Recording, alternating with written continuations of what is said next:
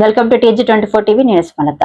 Tagore scene repeat మృతదేహానికి చికిత్స అనే పేరుతో కొన్ని న్యూస్ యాప్స్ లో సాయిరాం హాస్పిటల్ పై ఫేక్ న్యూస్ పై సాయిరాం హాస్పిటల్ అధికారికంగా స్పందిస్తూ స్థానిక ఖమ్మం ప్రెస్ క్లబ్ లో IMA నేతలు మీడియా సమావేశం ఏర్పాటు చేశారు.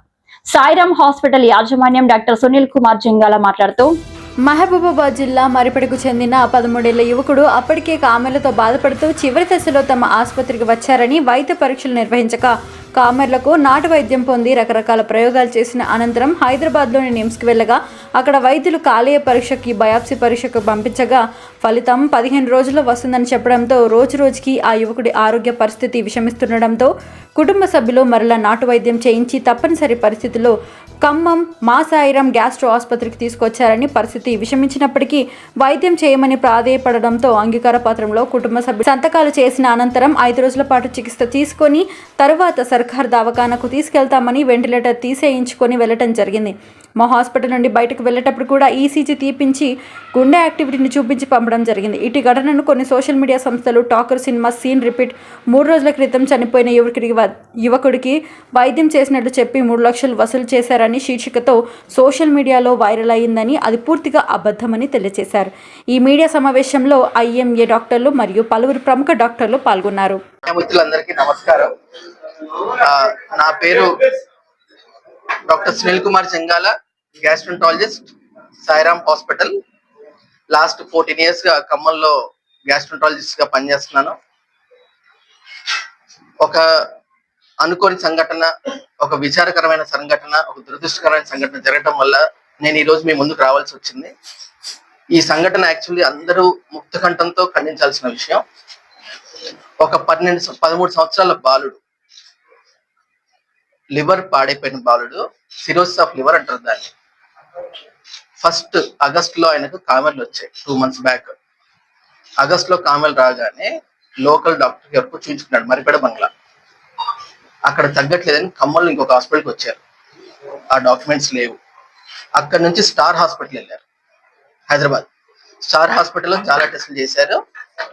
స్టార్ హాస్పిటల్లో టెస్టులు చేసిన తర్వాత కారణం నిర్ధారణ అవ్వలేదు. మామూలుగా సిరోసిస్ ఆఫ్ లివర్ అంటే రోజు ఆల్కహాల్ తాగే వాళ్ళకి పడేది, కామన్ గా మనం చూసేది. కానీ ఈయన 13 years పిల్లగాడు కాబట్టి ఈయన కారణం ఏంటో కనుక్కోవాలని చెప్పి స్టార్ హాస్పిటల్లో చాలా టెస్టులు చేశారు. అక్కడ నిర్ధారణ అవ్వలేదు. వాళ్ళ స్తోమత సరిపోక నెక్స్ట్ నిమ్స్కి వెళ్ళారు. నిమ్స్కి ఒక 2 times వెళ్ళారు. అక్కడ 2 days అడ్మిట్ ఉన్నారు. లివర్ బయాప్సీ చేశారు. అక్కడ లివర్ బయాప్సీ చేసి రిపోర్ట్ 15 days తర్వాత వస్తుంది. మీరు లివర్ ట్రాన్స్ప్లాంటేషన్ కి రెడీగా ప్రిపేర్ అయి ఉండాల్సిన అవసరం ఉంది అని చెప్పారు. అక్కడ నిమ్స్కి వెళ్ళడానికి ముందు ఒక 5 days ప్లాంట్ ఎక్స్ట్రాక్ట్స్ అంటాం, అంటే హెర్బల్ మెడిసిన్స్, నాటు మందులు తీసుకున్నాడు. నాటు మందులు తీసుకోవడం వల్ల కామెర్లు ఎక్కువ పెరిగి అప్పుడు నిమ్స్కి వెళ్ళారు. నిమ్స్ లో లివర్ బయాప్సీ చేశారు. మందులతో తగ్గదు, చూద్దాం ఇంకేమన్నా లివర్ ట్రాన్స్ప్లాంటేషన్ కి మీరు ప్రయత్నం చేయండి అంటే అప్పుడు మళ్ళీ ఇంటికి తీసుకొచ్చి మళ్ళీ పసరు మందులు ఇచ్చారు. దాని తర్వాత ఒక గుళ్ళో ఉంచారంట. ఒక వ్యక్తి చెప్పాడు, సార్ ఒక 3-4 రోజులు మేము గుళ్ళో ఉంచాము, తగ్గలేదు, మీ గురించి ఒక వ్యక్తి చెప్పారు మాకు, మీ దగ్గర ట్రీట్మెంట్ బాగుంటుంది లివర్ అని చెప్పి నా దగ్గర తీసుకొచ్చారు. నా దగ్గరికి 5వ తారీఖు వచ్చారు. 5వ తారీఖు వచ్చేటప్పటికి పిల్లగాడు డీప్ జాండిస్, అంటే చాలా తీవ్రమైన జాండిస్, 30+ జాండిస్. మామూలుగా జాండిస్ అనేది మనిషికి ఒక పాయింట్ ఉంటుంది అందరికి నార్మల్ గా. ఆ అబ్బాయికి 30+ జాండిస్ మా దగ్గరికి వచ్చినప్పుడు. మన స్పృహ కాదు, కంప్లీట్ గా మనం చెప్తే అర్థం చేసుకునే స్పృహ కాదు, అంటే జాండిస్ బ్రెయిన్ కి ఎక్కినప్పుడు అలా ఉంటుంది. యూరిన్ అవుట్పుట్ తక్కువగా ఉంది, బాడీలో ఇన్ఫెక్షన్ ఉంది, ఒళ్ళంతా ఉబ్బిపోయి ఉంది. వాళ్ళ ఫాదర్ క్లియర్ గా కౌన్సిల్ చేశాం. మేము ఆడియో విజువల్ కౌన్సిలింగ్ తీసుకుంటాం ప్రతి పేషెంట్ కి, సీరియస్ పేషెంట్ కి కౌన్సిలింగ్ చేశాం. కౌన్సిల్ చేస్తే, సార్ నేను ఇక్కడైతే కష్టం రా బాబు ఇది, ఎందుకంటే లివర్ ట్రాన్స్ప్లాంటేషన్ పేషెంట్, మేము చేసేది ఏముండదు, నేను హైదరాబాద్ తిరిగి వచ్చాను సార్, మీ గురించి విన్నాను, మమ్మల్ని బతికిచ్చి పంపిస్తే మేము లివర్ ట్రాన్స్ప్లాంటేషన్ ట్రై చేస్తామని అన్నాడు. బట్ అది బ్రతికే పరిస్థితి కూడా కనపడట్లేదు. ఎక్స్ప్లెయిన్ చేశాను క్లియర్ గా. ఇది కారణం తెలియదు. ఫస్ట్ థింగ్, లివర్ ఎందుకు డ్యామేజ్ అయిందో కారణం కూడా తెలియదు ఇప్పటిదాకా. స్టార్ హాస్పిటల్ వెళ్ళాడు, నిమ్స్ హాస్పిటల్ వెళ్ళాడు, బట్ రీజన్ ఏంటో తెలియదు, ఎందుకు లివర్ పాడైంది అనేది. సో మా దగ్గర అడ్మిట్ చేసిన తర్వాత బీపీ డౌన్ అవటం, యూరిన్ తగ్గటం, 2 times డయాలసిస్ చేశాం. 9వ తారీఖు వెంటిలేటర్ మీద వెళ్ళాడు. 9వ తారీఖు వెంటిలేటర్ మీదకి వెళ్ళిన తర్వాత డయాలసిస్ చేసిన తర్వాత కొంత బీపీ స్టెబిలైజ్ అయిన తర్వాత వెంటిలేటర్ మీద షిఫ్ట్ చేసుకుంటారా కంటిన్యూ చేస్తారా అని అడిగితే లేదు సార్ మేము ఎక్కడికి వెళ్ళాం హైదరాబాద్ తిరిగి వచ్చాం ఇంకా మేము ఎక్కడికి వెళ్ళే పరిస్థితే లేదు అన్నారు. 10వ తారీఖు అంటే ఇంతవరకు నాతో పేషెంట్ పేరెంట్స్ వాళ్ళ దగ్గర బంధువులే మాట్లాడుతున్నారు. 10వ తారీఖు వాళ్ళ ఊరు నుంచి కొంతమంది వచ్చారు. ఒక వ్యక్తి చూసి ఆల్రెడీ చనిపోయింది కదా మీరు ఎందుకు ట్రీట్మెంట్ చేయించుకోవడం అనవసరం కదా అన్నారు. నాకు ఆ విషయం తెలిసి అటెండెన్స్ పిలిపించాను. నేను కౌన్సిలింగ్ రూమ్ లో పిలిపించి మీలో ఒక వ్యక్తి వెళ్ళండి లోపలికి, కాళ్ళు చేతులు కదులుతున్నాయి అనుకుంటే ట్రీట్మెంట్ తీసుకోండి, లేదు అంటే అప్పుడు మాట్లాడదని చెప్తే ఆయన లోపలికి వెళ్ళి చూసి వచ్చి సార్ మా వాళ్ళకి తెలియదు, వాళ్ళు ఎవరో మూర్ఖంగా మాట్లాడారు, కాళ్ళు చేతులు బాగానే కదిలిస్తున్నాడు, పేషెంట్ బతికే ఉన్నాడు, బతుకున్నంత వరకు మీ దగ్గర ట్రీట్మెంట్ తీసుకుంటాం మేము, మీరైతే ప్రయత్నం చేయండి అన్నారు. ఆ నెక్స్ట్ డే సార్ మీరు నమ్మకం లేదంటున్నారు కదా ఇంకా మనం డబ్బులు పెట్టుకోలేము, మమ్మల్ని పంపించండి ఇంటికి పంపించండి. నేను గవర్నమెంట్ హాస్పిటల్ వెళ్ళండి సలహా ఇచ్చాను. ఇంటికి వెళ్ళటం కంటే, ఎందుకంటే మనకు కార్డియాక్ యాక్టివిటీ ఉంది, హార్ట్ ఉంది, ఆక్సిజన్ సాచురేషన్ వెంటిలేటర్ మీద మెయింటైన్ అవుతుంది. ఆయన్ని డిశ్చార్జ్ అంటే పంపించినప్పుడు కూడా ఈసీజీ తీసాను లాస్ట్ మినిట్. ఆ ఈసీజీ కూడా వాళ్ళకి చూపించాం. ఎందుకు ఇవన్నీ చేసి చూపించామంటే వాళ్ళు నిన్ననే అన్నారు ఒక వ్యక్తి చనిపోయినాక ట్రీట్మెంట్ ఇస్తున్నారని. సో ఈసీజీ కూడా మేము హాస్పిటల్ నుంచి వెంటిలేటర్ డిస్కనెక్ట్ చేసి పంపించేటప్పుడు కూడా ఈసీజీ తీసి చూపించాం. అవన్నీ వీడియో రికార్డింగ్స్ ఉన్నాయి మా దగ్గర. పేషెంట్ కాళ్ళు కదిలిచ్చే వీడియో రికార్డింగ్స్ ఉన్నాయి, వెంటిలేటర్ మీద ఇట్లా ఇరిటబుల్ గా ఉంటారు ఆ వీడియో రికార్డింగ్స్ ఉన్నాయి. బట్ దురదృష్టవశాత్తు సమ్ లోకల్ యాప్, అది ఏం యాప్ కూడా నాకు తెలియదు, ఆ యాప్ లో ఠాగూర్ సినిమా రిపీట్ అయింది, చనిపోయిన వ్యక్తికి వైద్యం అనేసి ఒక ఐటమ్ వేశారు. చాలా బాధాకరం అది. తర్వాత వే2 న్యూస్ లో కనీసం మమ్మల్ని సంప్రదించాల్సింది, సార్ ఏం జరిగింది, ఎలా చనిపోయాడు బాలుడు, ఆయనకున్న జబ్బు ఏంటి, ఫీవర్ అని రాశారు. ఫీవర్ కి నిమ్స్ లో లివర్ బయాప్సీ చేస్తారా? స్టార్ హాస్పిటల్ అన్ని టెస్టులు చేయించుకుంటాడా? లివర్ డ్యామేజ్ అవటం వల్ల వాళ్ళ నిమ్స్ రిపోర్ట్స్ క్లియర్ గా ఉన్నాయి, లివర్ డ్యామేజ్ అవటం వల్ల లివర్ బయాప్సీ కారణం తెలుసుకోవడానికి. మీడియాలో వేసిన ఆర్టికల్ జ్వరం వచ్చింది చనిపోయాడు వీళ్ళు వైద్యం చేశారు. నా బాధ ఏంటంటే కనీసం మమ్మల్ని ఒక మాట అడిగి ఏం జరిగింది సార్, ఎలా జరిగింది అని అడిగి చేసి ఉంటే బాగుండేది. బట్ ఈ వివరణ ఇవ్వడానికి నేను మీ అందరితో ఈ విషయాన్ని పంచుకోవడానికి మీ ముందుకు వచ్చాను.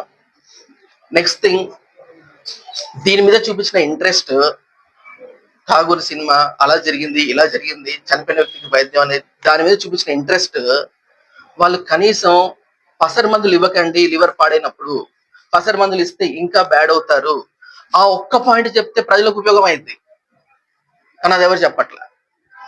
అదే ముఖ్యం. లివర్ పాడైనాక పసరు మందులు ఇస్తే కిడ్నీ పాడైపోద్ది, బ్రెయిన్ కి ఎక్కుతాయి కామెర్లు, కానీ ఆ పాయింట్ ఎవరికి అవసరం లేదు. ఆ పాయింట్ చెప్తే చాలా మంది బతుకుతారు. అవును, ఒకటి మీరు ఎవరికి అవసరం లేదనేది తప్పది. జర్నలిజం లో ప్రతి ఒక్కరికి జర్నలిస్ట్ అనేటువంటి ప్రతి ఒక్కరికి అవసరం, డాక్టర్లతో పాటు అందరికీ అవసరం. మీరు ఎవరికి అవసరం లేదనే పదాన్ని మీరు పూర్తిగా ఎంతమంది పసరు మందులు. నా పాయింట్ ఒకటే, నేను ఎవరికి అవసరం లేదు.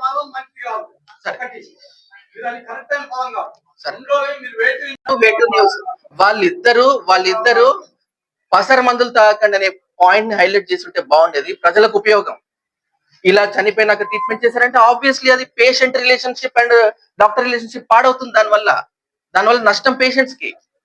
నా బాధ అది. ఇక్కడ హైలైట్ చేయాల్సిన పాయింట్, లివర్ పాడైనప్పుడు పసరు మందులు తాగితే ప్రాబ్లం ఎక్కువ అవుతుంది, ఈ పాయింట్ ని దయచేసి హైలైట్ చేయండి. అండ్ పేషెంట్ మా దగ్గర ఉన్నప్పుడు బతికే ఉన్నాడు, ఈ పాయింట్ నేను క్లారిటీ ఇవ్వడానికి వచ్చాను. నాకు ఎవరి మీద ఎలాంటి కంప్లైంట్స్ లేవు.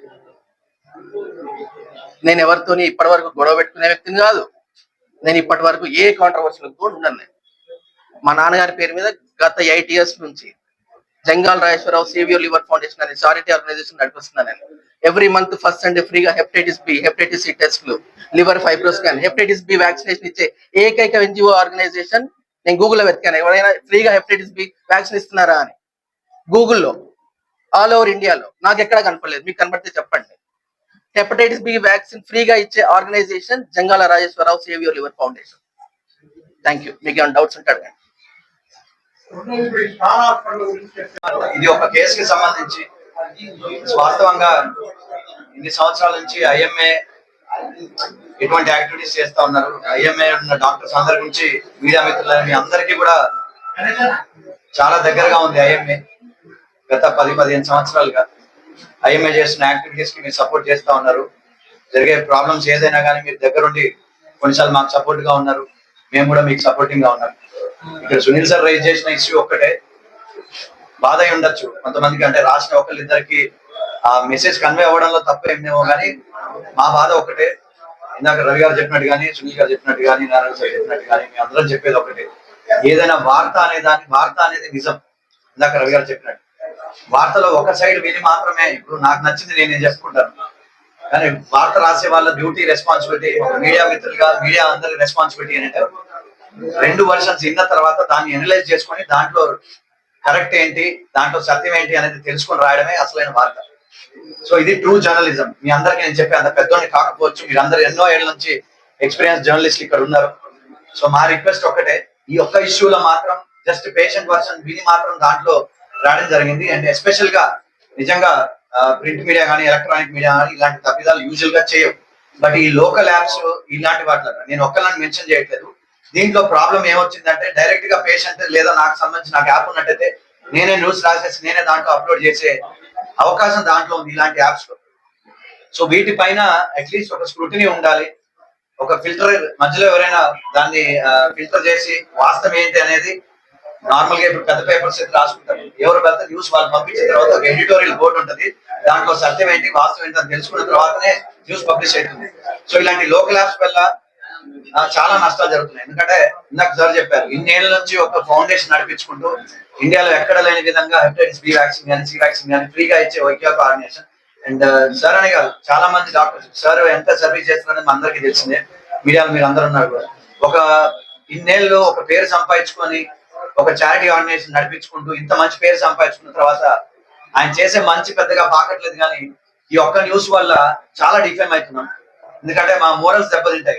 సునీల్ గారు ఒక్కటనే కాదు, ఏదైనా హాస్పిటల్స్ లో ఇష్యూ జరిగినప్పుడు కూడా దయచేసి అంటే ఐఎంఏ అందరి తరపు నుంచి, మా ప్రెసిడెంట్ గారి తరపు నుంచి, మా స్టేట్ బోర్డు బిఎస్ తరపు నుంచి, టీజీఎంసీ సార్ తరపు నుంచి మా యొక్క రిక్వెస్ట్, ఏదన్నా హాస్పిటల్ ఇష్యూ జరిగినప్పుడు దయచేసి మీరందరూ ప్రతిసారి సపోర్టింగ్ గా ఉన్నారు. ఏదైనా ఇష్యూ జరిగినప్పుడు ఫస్ట్ డాక్టర్ వర్షన్ కూడా వినడానికి ప్రయత్నం చేయండి. డాక్టర్ వర్షన్ కూడా విని పేషెంట్ వర్షన్ కూడా విని దానికి సపోర్టింగ్ గా న్యూస్ రాయండి. అంటే ప్రతిసారి ఏమైతుంది, ఇంకొకటి ఇక్కడ జరిగే మిస్టేక్స్ ఏమైతుందంటే పర్సనల్ గా మేము నోటీస్ చేసింది, పబ్లిక్ కి మీడియా కనపడంగానే ప్రతి ఒక్కళ్ళు హీరోలు అయిపోదాం అనుకుంటారు. సో సపోజ్ నేను ఇప్పుడు కెమెరా ముందు కనపడంగానే నేను హీరో అని నేను ఫీల్ అయిపోతా ఉన్నట్టే పబ్లిక్ కూడా ఏదైనా ఇష్యూ జరిగినప్పుడు కెమెరాస్ కనపడగానే ఉన్నది లేనిపోని అన్ని కల్పించి చెప్తా ఉంటారు. వాస్తవంగా అది కొంచెం, ఎందుకంటే మీరందరూ కూడా కలిసి ఒకసారి కూర్చొని గతంలో కూడా మనం 7-8 ఏళ్ల క్రితం ఈ ఇష్యూ పైన మీడియా బ్యూరోస్ అందరితోటి, ప్రింట్ మీడియా ఎలక్ట్రానిక్ మీడియా అందరితో కలిసి మనం డిస్కస్ చేయడం జరిగింది. సో మా రిక్వెస్ట్ అనుకోండి, ఎందుకంటే ఐఎంఐ ఎప్పుడు కూడా మీడియాకి అగేన్స్ట్ గా లేదు, ఖమ్మంలో ఎస్పెషల్ గా అందరికీ ఎప్పుడు కూడా మా అందరు డాక్టర్స్ అందరూ సపోర్ట్ గా ఉన్నారు. అండ్ మేము చేసే యాక్టివిటీస్ కూడా మీరు ఎల్లప్పుడు కూడా సపోర్ట్ చేస్తా ఉన్నారు, మా గురించి న్యూస్ రాస్తా ఉన్నారు. ఇండివిజువల్ గా ప్రతి ఒక్క డాక్టర్ గురించి వాళ్ళు చేసే కార్యక్రమాల గురించి ఎస్పెషల్ గా మీరు వారంలో 2-3 సార్లు ప్రతి పేపర్ లో ఏదో ఒక డాక్టర్ గురించి పాజిటివ్ న్యూస్ వస్తా ఉన్నాయి. మాకు నిజంగా చాలా బూస్టింగ్ అనిపిస్తాయి ఇలాంటి న్యూస్ అన్ని కూడా. ఇలాంటి న్యూస్ అన్ని కూడా మీ అందరం నిజంగా చేసే యాక్టివిటీస్ ని మీరు వాటి గురించి స్టోరీస్ రాస్తూ నిజంగా మమ్మల్ని సపోర్ట్ చేస్తున్నారు. వీటన్నిటికీ కూడా మీ అందరం కూడా కృతజ్ఞతలం. బట్ ఇలాంటి ఇష్యూస్ అయినప్పుడు కూడా దయచేసి ఐఎంఏ వాళ్ళని సంప్రదించి ఇలాంటి ఇష్యూస్, ఎందుకంటే ఒకసారి ఇలాంటి ఇష్యూస్ జరిగితే రెండోసారి ఇంకోటి జరగడానికి వాళ్ళకి భూతమైతా ఉంది. సో ఇలాంటి ఇష్యూస్ జరిగినప్పుడు దయచేసి మనందరం కూడా కలిసికట్టుగా మాకు సపోర్ట్, తప్పు జరిగిన చోట సపోర్ట్ చేయమని ఎప్పుడు కూడా ఐఎంఏ ఖండించదు, ఎప్పుడు కూడా చెప్పట్లేదు. ఎస్, కొన్నిసార్లు డాక్టర్ తప్పిదాలు జరుగుతాయి, ప్రతి చోట కూడా జరిగేవే. బట్ దాన్ని అనలైజ్ చేయడానికి ఒక కమిటీ ఉంటుంది, దానికి ఒక పద్ధతి ఉంటుంది. మేము ఎక్కడ కూడా హాస్పిటల్స్ ఏ ఇష్యూ జరిగినా కూడా డాక్టర్ తప్పిదం ఉంటే ఇంటర్నల్ గా డీల్ చేసుకునే హాస్పిటల్స్ చాలా ఉన్నాయి. నేను ఐ డోంట్ మెన్షన్, అక్కడ ఒక్కళ్ళనే నేను మెన్షన్ చేయట్లేదు. మేబీ వాళ్ళకి తప్పని అనిపించుండొచ్చు, వాళ్ళు సెటిల్ చేసుకుండొచ్చు. కానీ తప్పు జరగని చోట డాక్టర్స్ కానీ, స్టాఫ్ కానీ, మేనేజ్మెంట్ కూడా ముందరకు వచ్చి ఫైట్ చేస్తా ఉన్నారు. పోలీస్ కేసు పెట్టుకోమనం, సెటిల్మెంట్స్ మా దగ్గర లేవు, ఫైనాన్షియల్ సెటిల్మెంట్స్ వద్దు, పోలీస్ కేసు పెట్టుకోండి, కేసు పరంగా మేము డీల్ చేసుకుందాం అని ముందరకు వచ్చి అందరూ కూడా ముక్త కంఠంతో ఖండిస్తా ఉన్నారు. ఐఎంఏ సభ్యులు అందరూ కూడా వాటికి సపోర్ట్ చేస్తున్నారు. సో మేము మా రిక్వెస్ట్ ఒక్కటే, ఇలాంటి న్యూస్ మీ దృష్టికి వచ్చినప్పుడు దయచేసి వాస్తవం ఏంటో తెలుసుకొని అది రాయండి అనేది ఒకే ఒక రిక్వెస్ట్. సార్ మీరు ఏమైనా బాధపడి ఉండొచ్చు, కానీ ఒక్కరిని ఉద్దేశించి చెప్పి మేము ఇక్కడికి వచ్చిన ముఖ్య ఉద్దేశం ఒక సభ్యుడు ఐఎంఏ సభ్యులు సునీల్ కుమార్ గారి గురించి అంటే పేరు పెట్టి రాశారు కాబట్టి మేము చెప్తున్నాము. సో ఏదైనా ఎక్కడ ఏ ఇన్సిడెంట్ జరిగినా డాక్టర్ గారు ఒకవేళ అందుబాటులో లేకపోతే ఐఎంఏ ఇప్పుడు నాకు ఎలా తెలిసిందంటే నేను సోషల్ మీడియాలో పెద్ద యాక్టివ్ గా లేను. నాకు ఎవరో విలేకరు పెట్టారు ఏంటంటే ఇది నిజమా అని. చూస్తే అట్లా అసలు 3 రోజులు చనిపోయిన ఆయనకి వైద్యం కుదరదు. ఏ కేసులో అయినా 3 రోజుల తర్వాత 2 రోజుల తర్వాత మంచి కుళ్ళిపోతాం మొదలవుతుంది, వాసన వస్తుంది వెంటిలేటర్ పెట్టిన. సో అట్లాంటి మినిమం అవి మనం తెలుసుకుంటే అసలు ఆ వార్త రాయము. వాళ్ళు చెప్పొచ్చు పేషెంట్ అటెండర్స్ రకరకాలు చెప్పొచ్చు, వాళ్ళ బాధలో చెప్పొచ్చు, కోపంలో చెప్పొచ్చు, డబ్బులు వసూలు చేయడానికి చెప్పొచ్చు, మనకు తెలియదు. కానీ మీకు బేసిక్ గా చిన్న విషయం తెలిస్తే ఆ వార్తే రాదు అసలు. సెకండ్ ఏంటంటే ఇప్పుడు సార్ బిజీగా ఉన్నారు, ఏదైనా గొడవ అవుతుంది, మా వర్షం తెలియట్లేదు, ఐఎంఏనో ఎవరినైనా అడిగితే అట్లీస్ట్ మేము కనుక్కున్నా చెప్తాం. మేము అడుగుతున్న సారాలు చెప్పినట్టు 2 వర్షాలు వినండి, ఇది మీకు తెలిసిన న్యాయం లేకపోతే న్యాయం అనుకున్నది అప్పుడు రాయండి. అసలు అడగకుండా సంప్రదించకుండా పోనది అభియోగం అని కూడా రాయట్లేదు, అది న్యూస్ లాగా రాస్తున్నారు. మరణించారంట అంటే అభియోగం లాగా ఉంటుంది, మరణించాడు దోశారు అంటే మీరు కన్ఫర్మ్ చేసి రాసినట్టు ఉంటుంది. కొంచెం ఆ వర్డ్స్ కొంచెం మార్చి అంటే మా కన్ఫర్మేషన్ రానప్పుడు లేదు మేము దొరకనప్పుడు రాయాల్సి వస్తే అట్లీస్ట్ మినిమం ఆ కన్సిడరేషన్ తీసుకోండి. అది అభియోగమే కాబట్టి అభియోగం లాగా రాస్తే కొద్దిగా గొప్ప మాకు కూడా బాగుంటది. ఇప్పుడు ఆయన అడిగినట్టు అన్ని ఉన్నాయి, అన్నిట్లో అన్ని ఉన్నారు, అందరూ ఉన్నారు. మీడియా గొప్పదంటే కొన్ని గొప్ప. ఇప్పుడు సార్ చెప్పినట్టు కొన్ని హాస్పిటల్ బాగాలేదంటే వాళ్ళ గురించి రాయండి, తప్పు దొరికినప్పుడు రాయండి. ఎవరు రాలేదు కదా, ఇప్పుడు సీఎంఆర్ఎఫ్ చెప్పారు మేము వచ్చి ఖండించామా, ఖండీలేదు కదా. ఇంకేదో జరిగింది మేము ఎప్పుడు ఖండీలేదు కదా, వచ్చి జరిగినప్పుడు మేము మెలకుండానే ఉన్నాం, మీరు రాశారు మేమేం అనలేదు. జరగనప్పుడు కనుక్కొని రాయమంటున్నాం. జరిగిందో మీకు తెలియకపోవచ్చు, బట్ మీరు ఒక వార్త కన్వే చేయాలి. 2 ఏపులు కనుక్కొని కన్వే చేయండి అంతే. తప్పులు చట్టం న్యాయం తర్వాత తెలుస్తాయి. మేము అడుగుతుంది అది ఒక్కటే, 2 ఏపులు వినండి. సార్ ఎవరి దగ్గర హాస్పిటల్లో గొడవ అవుతుంది, ఆయన ఏదో బిజీలో ఉంటాడు, పక్కన డాక్టర్ లేదా ఐఎంఏనో సంప్రదిస్తే ఎంతో కొంత క్లారిఫికేషన్ ఇస్తాం. అది అడగటానికి అది కన్వే చేయడానికి శవాలకు వైద్యం కుదరదు, మినిమం బేసిక్. అది ఏదో 2 గంటలు లాగొచ్చాం కానీ తర్వాత అయితే కుదరదు ఎక్కడ జరిగినా. అలాంటి కొన్ని ఇంజక్షన్ వికటించడం అంటే ఎనాఫిలిప్టిక్ షాక్ అని ఉంటుంది. అది ఎవరికి ఏం చేసినా అవ్వచ్చు, లేదు లాస్ట్ స్టేజ్ లో చేసినప్పుడు పక్కన ఏదన్నా అయితే అచ్చకి ఇంజక్షన్ మీద అవన్నీ కొన్ని ఉంటాయి బేసిక్. ఈ మామూలుగా మనం మాట్లాడుకున్న అర్థం అయ్యాయి. జనరల్ గానే మనం ఎప్పుడైనా టీం మీద అయినా మాట్లాడుకోవచ్చు జనరల్ నాలెడ్జ్ కోసం. సో మా అందరిది ఇని రాయమని నన్ను సెలవు తీసుకుంటాం. మా తమ్ముడు ఫోన్ చేశాడు, నా మేనల్లుడికి పెళ్లి కుదిరిందంట.